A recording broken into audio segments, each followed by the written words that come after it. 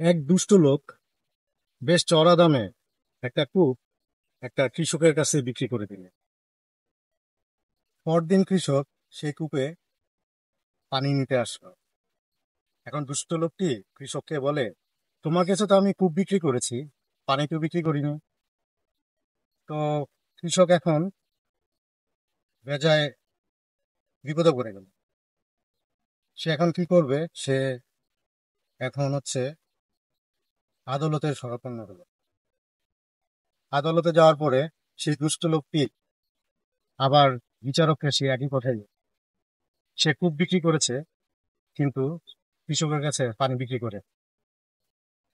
আদালতের বিচারক তার কথা শুনে একটু মুচকি হাসলো, হেসে বলল, আচ্ছা, আপনি তো ওর কাছে কূপ বিক্রি করেছেন, তাহলে আপনার যে পানি সেটা কেন অন্যের কূপে রাখছেন?